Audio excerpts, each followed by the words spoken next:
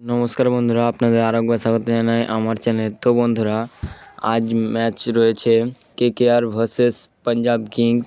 তো এই ম্যাচ নিয়ে কিছু কথা বলবো, কার জেতার সম্ভাবনা বেশি। তো বন্ধুরা, স্টার্ককে বাদ দেবে কেকেআর, পরিবর্তে অভিষেক হবে। চ্যামিরার বড় বদল হতে পারে পাঞ্জাবের একাদশে। কেকেআর আবার পাঞ্জাবের বিরুদ্ধে বিশ্রাম দেওয়া হতে পারে মিচেল স্টার্ককে, বদলে দুষ্মন্ত চ্যামিরা ঢুকতে পারেন একাদশে। এদিকে শেষ 4 ম্যাচে হেরে তীব্র অস্তিত্ব থাকা পাঞ্জাব কিংস টিমে গত কয়েক বছরের মধ্যে 2024 আইপিএলে সবচেয়ে ভালো ছন্দে রয়েছে কলকাতা নাইট রাইডার্স। এবার টুর্নামেন্টের শুরুতেই জয়ের হ্যাট্রিক করেছে নাইটরা। এখনও পর্যন্ত 7 ম্যাচের মধ্যে 5টিতে জিতে পয়েন্ট টেবিলের 2-এ রয়েছে কেকেআর।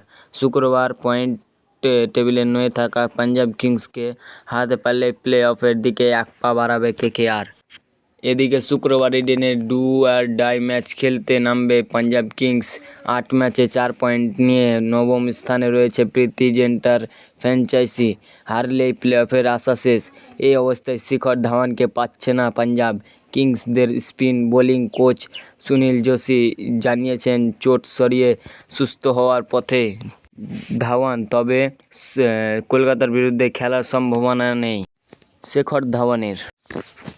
কেকেআর আবার পাঞ্জাবের বিরুদ্ধে বিশ্রাম দেওয়া হতে পারে মিচেল স্টার্ককে। বৃহস্পতিবার সন্ধ্যেয় অনুশীলনের গতিপথ দেখে তাই মনে হলো।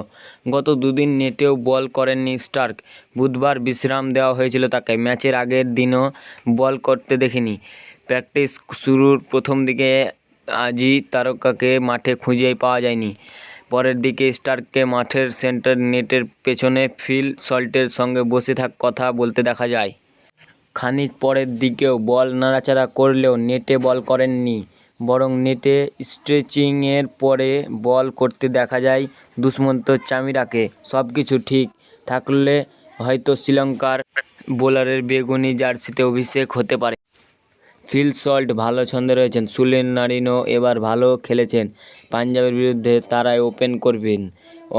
অঙ্কিত কৃষ্ণ রঘুবংশী নজর কেড়েছেন। সম্ভবত তিনি নামবেন। ভেঙ্কটেশ আইয়ারের একেবারে চেনা ছন্দে নেই, তবে এই ম্যাচের একাদশ থেকে তিনি সম্ভবত বাদ পড়বেন না। 4-এ ব্যাট করতে নামবেন ভেঙ্কটেশ। তো বন্ধুরা, আজকে তোমাদের কী মনে হয়, পাঞ্জাব কিংস জিতবে না কেকেআর?